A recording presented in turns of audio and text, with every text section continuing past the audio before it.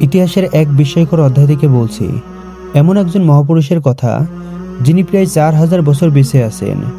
কে তিনি, কোথায় তার বাস, আর কি সেই রহস্য যা তাকে দিয়েছে অমরত্ব? এত লম্বা হায়াত পাওয়ার পিছনে বাস্তব ঘটনাটি কি? আসুন আমরা আজ সেই মহাপুরুষ হজরত খিজির আলাইহিসসালাম এবং ন্যায়পরায়ণ বাদশাহ জুলকারনাইনের সেই অবিশ্বাস্য সফরের গল্প শুনি। অনেকদিন আগের কথা। তিনি ছিলেন পৃথিবীর এক প্রান্তে, যেখানে ছিল জনমানবহীন নির্জনতা এবং প্রকৃতির মাঝে নীরব ধ্যান ও আল্লাহর নির্দেশ পালনে নিজেকে প্রস্তুত করেছিলেন। জায়গাটি ছিল সমুদ্রের পাড়ে, কাদামাটির প্রান্তরে। পবিত্র কুরআনুল কারিমে এই জায়গাটিকে মাগরিবের শামস বলা হয়েছে, যেখানে সূর্য অস্ত যায় বলে মনে হয়। এই নির্ভীত স্থানে তিনি ছিলেন আল্লাহর এক গোপন বান্দা হিসাবে। মানুষ তাকে চিনত না, তার কোনো সেনাবাহিনী ছিল না, ধন সম্পত্তি প্রতিপত্তি কিছুই ছিল না তার। তৎকালীন যুগে আল্লাহ এই মহাপুরুষকে যতটা জ্ঞান ও প্রজ্ঞা দান করেছিলেন তা অন্য কোনো পুরুষ বা মানবকে দেওয়া হয়নি। তিনি প্রায়ই সেখানে ধ্যানরত অবস্থায় থাকতেন। এভাবে তিনি একদিন ধ্যান করছিলেন। আকাশ থেকে হঠাৎ একজন ফেরেশতা নেমে আসলো। এসে তাকে বলতে লাগলো, হে আল্লাহর বান্দা খিজির আলাইহিসসালাম, আপনার কাছে আপনার প্রভুর পক্ষ থেকে বিশেষ কিছু নির্দেশনা নিয়ে এসেছি। আল্লাহ আপনাকে অমুক বাদশার কাছে যেতে বলেছেন এবং তাকে কিছু আধ্যাত্মিক জ্ঞান ও ন্যায়পরায়ণতার শিক্ষা দিতে বলেছেন, যেন তিনি ভবিষ্যতে পথভ্রষ্ট না হন। এই বলে ফেরেশতা সেখান থেকে চলে গেলেন। ফেরেশতা চলে যাওয়ার পরপরই তিনি দাঁড়িয়ে গেলেন এবং তিনি নিশ্চুপ ছিলেন। আল্লাহর এই হুকুম যেন তার হৃদয়ে এক তীক্ষ্ণতার আলো জ্বালিয়ে দিয়েছে। তিনি জানতেন এ সফর শুধু আল্লাহর কাছে চাওয়া নয়, এটা ছিল আল্লাহর এক বিশেষ মিশনের অংশ। তিনি মাথা নিচু করে আল্লাহর কাছে দোয়া করলেন, হে আমার প্রতিপালক, আপনি আমাকে যেভাবে পরিচালনা করবেন আমি সেভাবেই পরিচালিত হব। আপনি আমাকে যেখানে পাঠাবেন আমি সেখানেই যাব।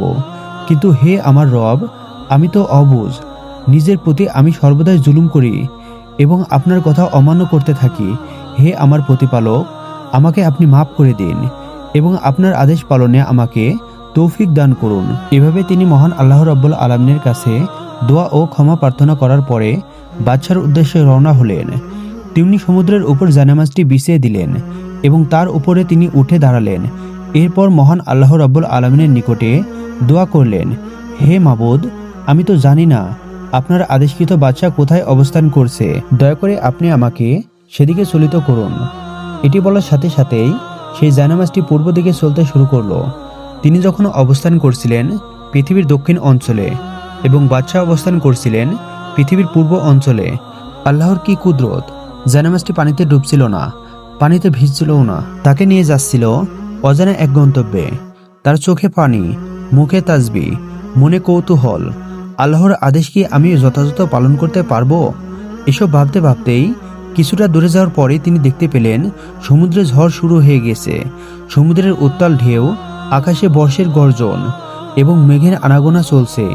এগুলো দেখে তিনি সামান্য ভয় পেয়ে গেলেন, কিন্তু তার মনে ছিল ঈমানী শক্তি। তিনি মহান আল্লাহ রাব্বুল আলামিনের কাছে প্রার্থনা শুরু করলেন, হে আল্লাহ রাব্বুল আলামিন, আমি আপনার পথে যাচ্ছি। এখানে আমার কোনো স্বার্থ নেই, আমার শুধু একটাই স্বার্থ, আপনাকে খুশি করা। আপনি যদি চান ডুবিয়ে মারতে পারেন, আপনি যদি চান এক নিমিষে আমাকে ধ্বংস করে ফেলতে পারেন। হে আল্লাহ রাব্বুল আলামিন, আপনি আমার সহায় হন। এই বলে দোয়া করার সাথে সাথেই সমুদ্র শান্ত হয়ে গেল। সাথে সাথেই বর্জ্যের গর্জন বন্ধ হয়ে গেল এবং আকাশের মেঘগুলো সরে সম্পূর্ণ পরিষ্কার হয়ে গেল। তিনি পুনরায় বিশাল সমুদ্রের জলরাশি পাড়ি দিতে লাগলেন। আল্লাহর কি কুদরত! এত বড় সমুদ্র পাড়ি দিতে তার বেশি সময় লাগলো না। বিশাল এই সমুদ্র অল্প সময় কিছুক্ষণের মধ্যেই তিনি পাড়ি দিয়ে দিলেন। এরপরে সামনে আসলো অনেক বড় জঙ্গল, যা ছিল অত্যন্ত ঘন এবং প্রচুর ভয়ঙ্কর। সেখানে বসবাস করত হিংস্র সব পশুসমূহ। কোনো মানুষ দেখলেই অচিরে তারা যেন ঝাঁপিয়ে পড়বে। যেখানে চলছিল ভয়ঙ্কর গর্জন। কিন্তু যেই না সে আল্লাহর বান্দা জঙ্গলে পা রাখলেন, সাথে সাথে সম্পূর্ণ জঙ্গল পশু পাখিহীন বনের মতো নিস্তব্ধ হয়ে গেল। সমস্ত পশুরা শান্ত হয়ে মাথা নিচু করে সারি দিয়ে দাঁড়িয়ে গেল। প্রকৃতি যেন তাকে চিনে ফেলল। এই সেই ব্যক্তি যার সঙ্গে আল্লাহর রহস্যময় সম্পর্ক রয়েছে। এরপর এলো দুর্গম পাহাড়। খাড়া পাহাড়ের শীতল বাতাসে মোড়ানো সেই পাহাড়। তিনি অবিরাম উঠতে লাগলেন, কিন্তু কোনো ক্লান্ত যেন তাকে স্পর্শ করল না। আল্লাহ তার শরীরে যেন শক্তি দিয়ে ভরে দিয়েছিলেন, তার মনকে পূর্ণ করেছিলেন আলোর জ্ঞান দিয়ে। তিনি অলৌকিক শৃঙ্খলায় এগিয়ে যেতে থাকলেন। যখনই তার সামনে গাছ অথবা গাছের ডাল এসে পড়ত, সাথে সাথে সে নিজে থেকেই সরে যেত। রাত দিন পাড়িয়ে তিনি এগিয়ে যেতে লাগলেন। আকাশে চাঁদ, পাহাড়ের ছায়া, বাতাসে ধোঁয়া, সব মিলে তার পথ হয়ে উঠেছিল রহস্যময়, কিন্তু সম্পূর্ণ পরিষ্কার। আল্লাহর রহমত যেন তাকে ঘিরে রেখেছিলেন। এভাবেই অনেক পথ পাড়ি দেওয়ার পরে অবশেষে এক সকালে তিনি উঠে দাঁড়ালেন একটি উঁচু ঢিলার উপরে। সামনে দেখা যায় বিশাল রাজসভা, অসংখ্য সেনা তাঁবু আর মহামানব। সেখানে ছিলেন সেই বাদশাহ। তিনি রাজপ্রাসাদের দিকে এগিয়ে যেতে থাকলেন। আশেপাশের মানুষরা তার দিকে তাকাচ্ছে। তার সম্পূর্ণ শরীরে ধুলো মাখা, কিন্তু দীপ্ত চেহারা। এ যেন এক রহস্যময় ফর্মুখ। চেহারায় আছে অলৌকিকতার ছায়া। সৈন্যরা তাকে চিনতে পারল না, কিন্তু তাকে থামাতেও কেউ সাহস করল না। তিনি কাউকে পরিচয় দিলেন না, যার জন্য কেউ তাকে চিনতেও পারেনি। তবুও তার মাঝে ছিল এক অদ্ভুত আকর্ষণ। তিনি যেখানে যান সেখানে চারপাশের মানুষ শান্ত হয়ে যায়। বাদশাহ তখন রাজসভায় কার্যক্রম সম্পাদন করছিলেন এবং কিছু গুরুত্বপূর্ণ ব্যক্তির সাথে আলোচনা করছিলেন। এই মহাপুরুষ তাকে আর বিরক্ত করল না। রাজসভার এক পাশে গিয়ে ঠাই হয়ে দাঁড়িয়ে রইলেন। হঠাৎ করে বাদশার চোখ পড়ল আন্তর্গত ব্যক্তির দিকে। তাকে দেখা মাত্রই তার দৃষ্টি স্থির হয়ে গেল। তিনি তাকে এমনভাবে দেখছিলেন যেন তিনি বহু বছর আগে থেকেই তার জন্য অপেক্ষা করছিলেন। তিনি দাঁড়িয়ে উঠলেন, একটু মুচকি হেসে বললেন, আপনি নিশ্চয়ই আল্লাহর পক্ষ থেকে এসেছেন। আপনার আগমনের কথা আমি অনেক আগে থেকেই জেনেছি, কিন্তু আপনার পরিচয় এবং আপনার আগমনের সম্পর্কে আমি একেবারে অজ্ঞত। হে আল্লাহর বান্দা, আপনি আমাকে এ বিষয়ে কিছু বলুন। তখন তিনি যথাযথ সম্মানের জন্য মাথা নিচু করে বললেন, হে বাদশাহ নামদার, আমার নাম হচ্ছে খিজির। আমি এসেছি জ্ঞান ও দায়িত্ব নিয়ে। আল্লাহ আমাদের মিলিত করেছেন এক বিশেষ উদ্দেশ্যে। তার কথার মাঝে বাদশাহ বলে উঠলেন, হে আল্লাহর ওলি, আর কিছু বলতে হবে না। আমি বুঝে গিয়েছি আপনার পরিচয় এবং আপনার আসার উদ্দেশ্য কি। তিনি তার মন্ত্রীকে ডেকে বললেন, হে মন্ত্রী, তুমি আল্লাহর ওলি এবং আমার অতিথিকে এক বিশেষ কামরায় নিয়ে যাও। তার সেবা যত্নে যেন কোনো কমতি না পড়ে। তাকে আমার রাজসভার সর্বোচ্চ অবস্থানে উপবিষ্ট করো। তার অতিথি আপ্যায়নে যেন কমতি না পড়ে। মন্ত্রী খিজির আলাইহি ওয়াসাল্লামকে একটি বিশেষ কামরায় নিয়ে গেল, যা অত্যন্ত সাজানো গুছানো এবং অনেকটাই আরামদায়ক ছিল। তার নাম ছিল আসাম ইবনে সাদেক। তিনি ছিলেন বাদশার একজন বিশ্বাসভাজন। খিজির আলাইহি ওয়াসাল্লামের জন্য সমস্ত ব্যবস্থাপনা সম্পাদন করার পরে সে বলল, হে সম্মানিত ব্যক্তি, আমার কি সৌভাগ্য! আপনার মতো একজনকে অতিথি করতে পারা আমার জন্য পরম সম্মান।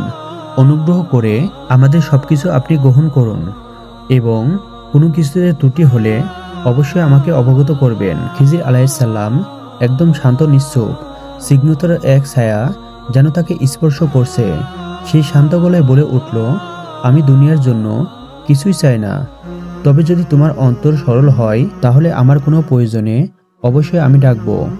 তবে তোমাদের এই রাজকীয় কামরায় যে চাকচিক্য রয়েছে, এর থেকে যদি তুমি নিম্নমানের কোনো কামরা দিতে পারো তাহলে সেটা অনেকটাই ভালো হতো।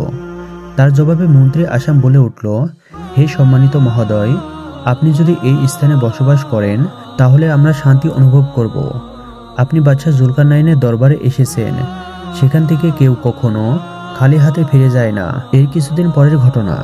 বাদশাহ জুলকারনাইনের আয়ত্তে কিছু জনগোষ্ঠী ছিল, কিন্তু তাদের সমাজ ছিল দুই ধরনের। একদল অনেক শক্তিশালী ও অত্যাচারী, দ্বিতীয় দল দুর্বল ও নিরীহ। শক্তিশালী দল সর্বদা নিরীহ প্রজাদের উপর অত্যাচার করত। এক পর্যায়ে বিষয়গুলো তারা সহ্য করতে না পেরে বাদশাহ জুলকারনাইনের দরবারে এসে হাজির হন। তারা রাজদরবারে এসে কাঁদতে কাঁদতে বললেন, হে মহান বাদশাহ, আপনি ন্যায়পরায়ণের পক্ষে যুদ্ধ করেন, আমরা তা জানি। আমাদের সমাজে দুর্বলদের উপরে জোর করে জমি দখল, খাদ্য লুট, স্ত্রীদের উপর নির্যাতন আমরা আর পেরে উঠছি না। আপনার কাছে আমরা ন্যায় বিচার চাই। বাদশাহ জুলকারনাইন তখন চুপচাপ শুনলেন। এরপর তিনি বললেন, আমার রাজ্য কিংবা যেখানে হোক আমি পুষাবো। আমার রাজ্যে কোনো জুলুম চলতে পারে না। তোমরা সাক্ষী দাও, প্রমাণ দাও, আমি তার বিচার করব। অতঃপর রাজসভায় তিনি বিচার বসালেন। ভক্তভোগীদের কথা শুনলেন, অপরাধীকে ডেকে আনলেন। দুনো সমাজের ব্যক্তিবর্গকে একত্রিত করার পরে তাদেরকে তাদের মন্তব্য পেশ করতে বলা হলো। সবাই সবার মতো মন্তব্য পেশ করলো, কিন্তু তাৎক্ষণিকভাবে নিরীহ প্রজাদের কাছে কোনো উপযুক্ত প্রমাণ ছিল না, যার কারণে বিরোধী পক্ষকে কোনো শাস্তিও দেওয়া হচ্ছিল না। কোনো প্রমাণ না থাকার পরেও তাদের চেহারায় অপরাধের ছাপ লুকানো ছিল না। তাদের বিচার করার জন্য বাদশাহ জুলকারনাইন খিজির আলাইহিস সালামের কাছে পরামর্শ চাইলেন। খিজির আলাইহিস সালাম বললেন, হে বাদশাহ, চেহারা নয়, তাদের অন্তর দিয়ে বিচার করুন। যদি কোনো সন্দেহ থাকে তবে আল্লাহর নামে শপথ করান। বাদশাহ জুলকারনাইন তখন বিচারের দায়টি খিজির আলাইহিস সালামের উপর অর্পণ করে দিলেন। তখন খিজির আলাইহিস সালাম বললেন, হে সম্পাদক, তোমাদের মধ্যে যে মিথ্যা বলবে সে হয়তো দুনিয়ায় বেঁচে যাবে, কিন্তু কিয়ামতের দিন সে নিজের জবাবদিহি এড়াতে পারবে না। এবং এমনও হতে পারে মহান আল্লাহ তাআলা এই দুনিয়াতেই তাদেরকে বিচার করে দেবেন। খিজির আলাইহিস সালামের কথা শুনে কিছু সংখ্যক লোক নিজেদের দোষ স্বীকার করে নিল এবং কিছু সংখ্যক লোক নিজের দোষ স্বীকার করলো না। তখন খিজির আলাইহিস সালাম তাদেরকে পুনরায় 3 বার জিজ্ঞাসা করলেন, তোমরা কি বাস্তবে অপরাধ করেছো? কিন্তু যারা প্রথমবার নিজেদের দোষ অস্বীকার করেছিল তারা পরপরও 3 বার নিজেদের দোষ অস্বীকার করলো। তখন খিজির আলাইহিস সালাম 2 হাত তুলে মহান রব্বুল আলামিনের কাছে প্রার্থনা করলেন, হে মহান আল্লাহ রব্বুল আলামিন, আমাদের পক্ষে যতটুকু সম্ভব ন্যায়পরায়ণতার সাথে আপনাকে ভয় করিয়ে বিচার করতে চেষ্টা করেছি। আমাদের যতটুকু করার ছিল আমরা ততটুকু করেছি। এখন আপনার উপর সবকিছু ন্যস্ত। এটি বলার সাথে সাথেই যারা দোষ করেও নিজেদের দোষ স্বীকার করলো না তাদের সম্পূর্ণ শরীর প্যারালাইজড হয়ে গেল, নিজেদের হাত পা নড়াতে পারল না।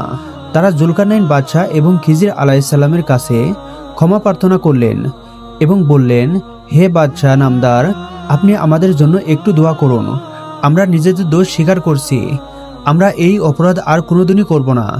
কিন্তু বাদশাহ জুলকারনাইন তখন বললেন, তোমরা তোমাদের শাস্তি গ্রহণ করনি, যার কারণে মহান আল্লাহ রাব্বুল আলামিন নিজেই তোমাদের জন্য শাস্তির ব্যবস্থা করেছেন। এখন আমাদের পক্ষে আর কিছুই করা সম্ভব নয়। আল্লাহ যা বুঝেন তাই করবেন। এরপরে যারা দোষ স্বীকার করেছিল তাদের সামান্য শাস্তি দিয়ে সেখান থেকে পাঠিয়ে দিলেন। অন্যদিকে যারা দোষ করেও স্বীকার করলো না তারা সারা জীবনের জন্য সেই অবস্থায় কাটিয়ে দিলেন। পরবর্তীতে একদিন সন্ধ্যায় রাজপ্রাসাদের নির্জন বাগানে বসেছিলেন বাদশাহ জুলকারনাইন। তার পাশে রাখা ছিল একটি ছোট্ট গোল টেবিল। সেখানে ছিল মিষ্টি খেজুর, ঠান্ডা পানি, আতরের সুগন্ধি এবং পাশে রাখা ছিল বিভিন্ন ধরনের বাতি। ঠিক তখনই প্রবেশ করলেন খিজির আলাইহিস সালাম। ধীর পায়ে, চোখে প্রশান্তি, কপালে আলোর রেখা। বাদশাহ জুলকারনাইন খিজির আলাইহিস সালামের উদ্দেশ্যে সম্মান প্রদর্শন করে বললেন, হে আল্লাহর জ্ঞানী বান্দা, আমি জানি আপনি কেবল একজন সফরকারী নন। আপনার অন্তরে এমন জ্ঞান আছে যা আমাকেও দেওয়া হয়নি। আমি জানতে চাই, আল্লাহর পথে শাসক হওয়া বেশি কঠিন নাকি গোপনে হেদায়েতের কাজ করা বেশি কঠিন? খিজির আলাইহিস সালাম কিছুক্ষণ চুপ করে দেখে বললেন, বাদশাহ হওয়া খুব কঠিন, কারণ সেখানে নিজের ইচ্ছা ও অহংকারকে সংযত করা লাগে। আর গোপনে আল্লাহর কাজ করাটাও কঠিন, কারণ সে উপস্থিতিতে কোনো পুরস্কার পাওয়া যায় না এবং তাকে কেউ বাহবাও দেয় না। কিন্তু যার অন্তরে আল্লাহর জন্য তাকওয়া এবং ভয় রয়েছে তার কাছে উভয় পথই শান্তির। জুলকারনাইন বাদশাহ তখন নিজের দৃষ্টি লুকিয়ে ফেললেন এবং নরম কণ্ঠে বললেন, তাহলে আপনি আমাকে সাহায্য করবেন? আমার এই বিশাল সাম্রাজ্য যেন অন্যায়ের হাত থেকে নিরাপদে থাকে।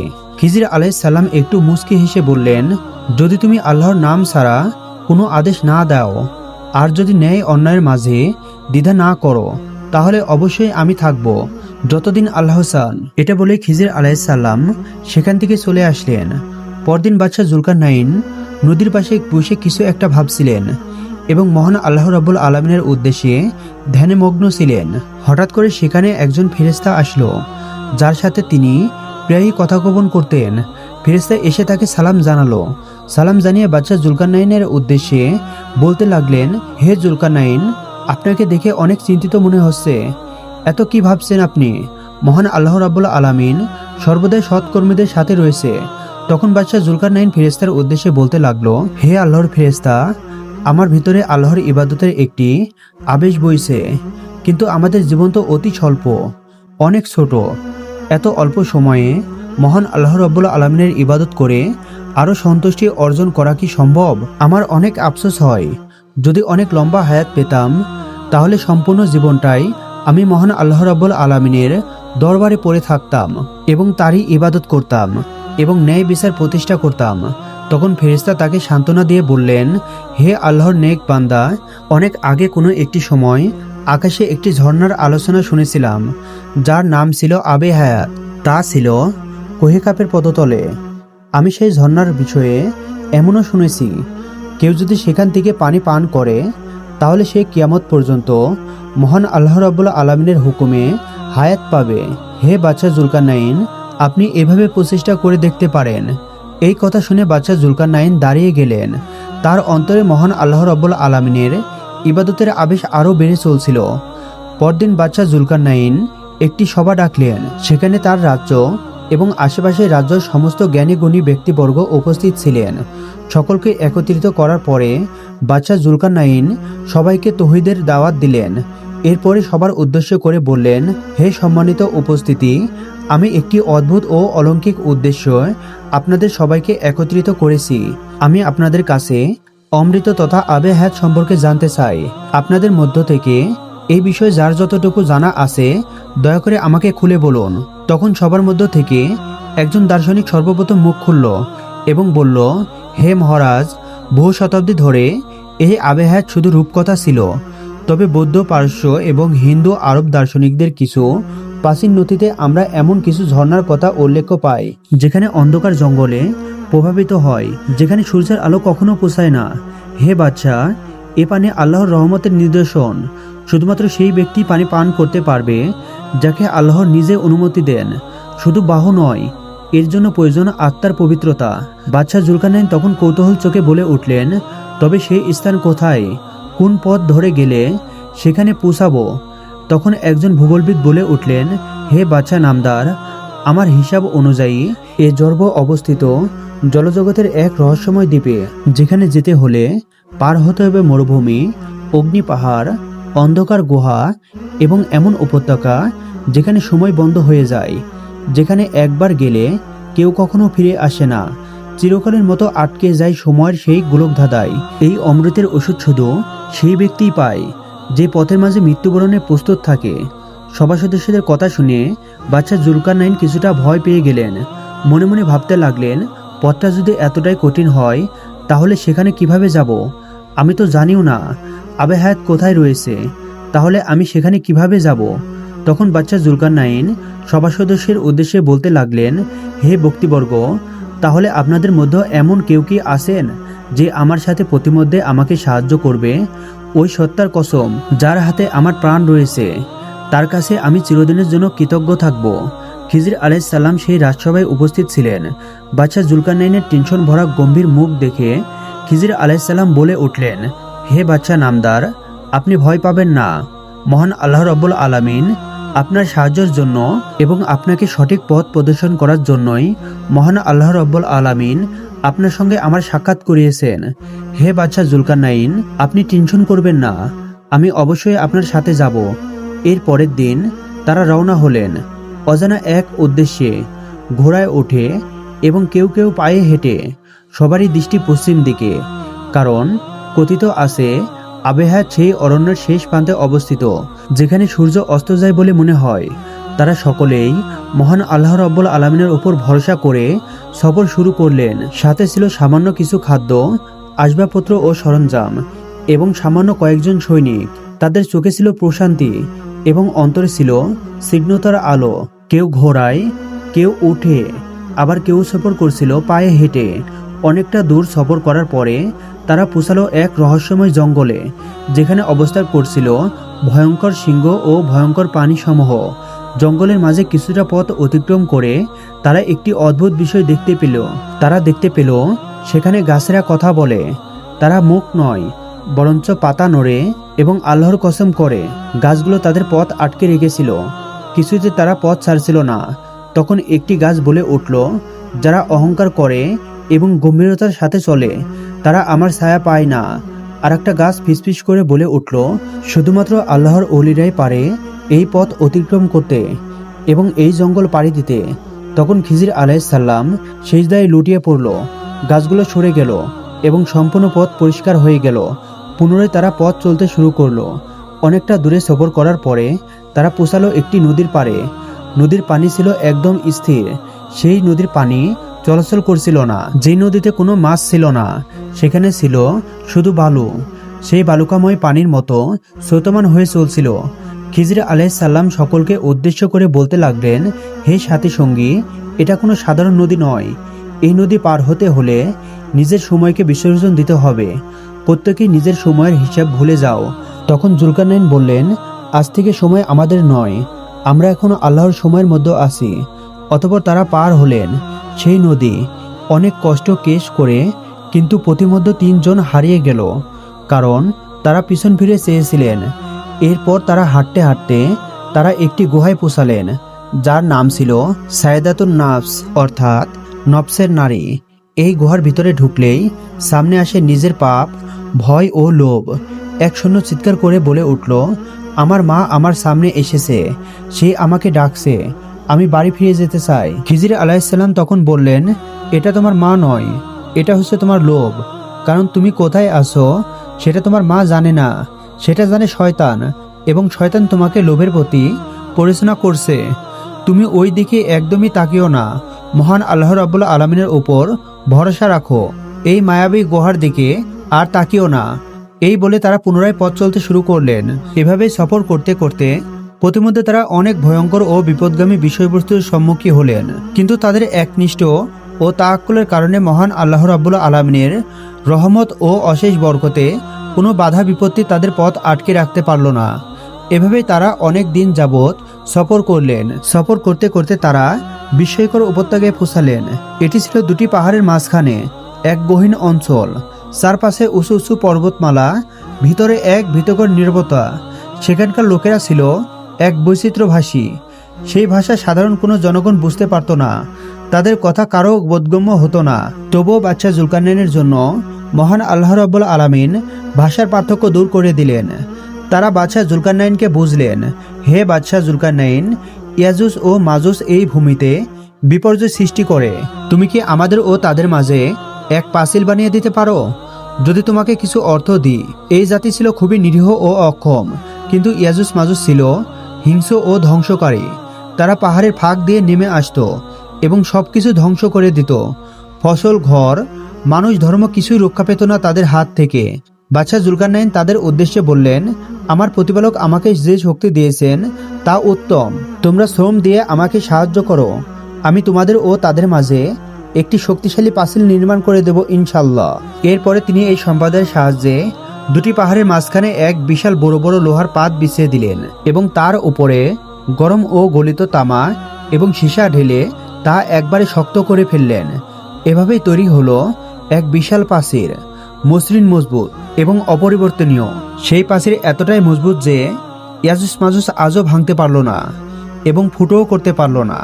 খিজির আলাইহিসসালাম বললেন, তারা দুনিয়ার একটি পরীক্ষা ক্ষেত্র মাত্র, তাদের মুক্তির সময় হবে কিয়ামতের পূর্ব মুহূর্তে। আজ তাদেরকে বধ করা হয়েছে, কাল তারা আবার উঠবে।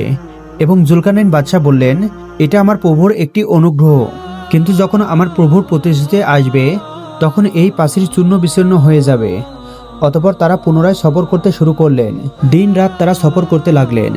অক্লান্ত পরিশ্রম, ক্ষুধার আর্তনাদ এবং দীর্ঘ সফর, এত সব সত্ত্বেও তাদের কোনো কষ্ট হচ্ছিল না।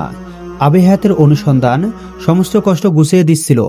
সফর করতে করতে হঠাৎ একদিন তারা একটি ভয়ঙ্কর অন্ধকার উপত্যকায় পৌঁছালো।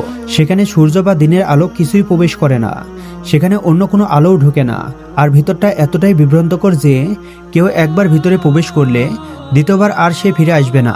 সেই অন্ধকারে তারা বিভক্ত হয়ে পড়ল। খিজির আলাইহিসসালাম ও বাদশাহ জুলকারনাইন এবং 2 পথিক তারা আলাদা হয়ে যায়। তারা সকলে নিজেদের মতন করে পথ চলছিল, কিন্তু হঠাৎ করে কে কোথায় চলে গেল কেই বুঝতে পারল না। বাদশাহ জুলকারনাইন এবং 2 পথিক সৈন্য যতই হাঁটছিল ততই যেন তারা অন্ধকারে আচ্ছন্ন হয়ে পড়ছিল। অন্ধকার ও কুয়ার ঘনটা তাদের যেন বেরোতেই দিচ্ছিল না। কিছুটা দূরে যাওয়ার পরে তারা একে অপরকে ডাকতে শুরু করলো, কিন্তু কেই কারোর আওয়াজ শুনতে পেল না। সেই জায়গাটি এমন ছিল সময় যেখানে থেমে যেত। সঠিক পথে গেলে অল্প সময়ের মধ্যে অনেকটা পথ অতিক্রম হতো, কিন্তু ভিন্ন পথে গেলে বছর পর বছর সে একই জায়গায় বসে পথ চলতে থাকতো। অন্যদিকে খিজির আলাইহিসসালাম নিজের মতো করে পথ চলছিলেন। মহান আল্লাহ রাব্বুল আলামিন তার অন্তরে আলো জ্বালিয়ে দিয়েছিলেন। তার মুখে ছিল আল্লাহর নাম, অন্তরে কিছুটা আতঙ্ক ও ভয়। সে অন্ধকারে কোথায় যাবে, কিন্তু আল্লাহর উপর ভরসা ছিল। অনেকটা দূর যাওয়ার পরে তিনি ঝিরঝির পানির শব্দ শুনতে পেলেন। আওয়াজটি শুনে তিনি অনুধাবন করলেন এবং দেখতে পেলেন আওয়াজটি সামনে থেকে আসছে। খিজির আলাইহিসসালাম সেই শব্দ অনুসরণ করতে লাগলেন। কিছুটা যাওয়ার পরে তিনি দেখতে পেলেন একটি আলোর ঝলকানি, যা একটি গুহার ভিতর থেকে আসছিল। খিজির আলাইহিসসালাম সেই আলোর কাছে গেলেন। দেখতে পেলেন সেখানে একটি ভয়ঙ্কর গুহা। তিনি আল্লাহর নাম নিয়ে সেই গুহার ভিতরে প্রবেশ করলেন। ভিতরে প্রবেশ করে দেখতে পেলেন একটি আশ্চর্যময় জলধারা। এমন অদ্ভুত ও বিস্ময়কর জলধারা পৃথিবীতে অন্যত্র নেই। তার নীরবভাবে এক পাথরের গা বেয়ে পড়ছে। তার পানি একেবারে স্বচ্ছ। তা ঝরছিল নিঃশব্দভাবে, কিন্তু তা থেকে কোনো আলো বিস্ফোরিত হলো না। যেন মনে হচ্ছিল সম্পূর্ণ গুহা আলোকিত হয়ে যায়। তিনি বুঝতে পারলেন এটাই সেই কাঙ্ক্ষিত আবে হায়াত। তিনি সামান্য পানি পান করলেন, সাথে সাথে তার শরীরে বয়ে এলো এক অদ্ভুত বদল। তার শরীর যেন সময়ের বাইরে চলে গেল। ক্লান্তি, ক্ষুধা, ঘুম সব নিমিষে একবারে হালকা হতে লাগলো। মনে হলে যেন এক নিঃসঙ্গতা তাকে গ্রাস করে ফেলছে। তিনি গুহা থেকে বের হলেন, কিন্তু অন্ধকার উপত্যকা যেন আগের চেয়ে আরো রহস্যময় হয়ে উঠছে। তিনি বহুবার চেষ্টা করলেন আগের পথে ফিরে আসতে, বাদশাহ জুলকারনাইনের কাছে যেতে, কিন্তু প্রতিটি রাস্তা তাকে আরেকটি পথে নিয়ে যাচ্ছিল।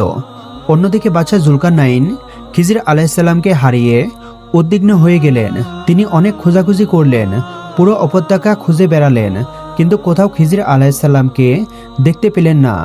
অনেকক্ষণ অতিবাহিত হয়ে যাওয়ার পরে তিনি বুঝতে পারলেন নিশ্চয়ই খিজির আলাইহিসসালাম আবে হায়াতের অনুসন্ধান পেয়েছে। তার ভাগ্য আলাদা কিছু লেখা রয়েছে।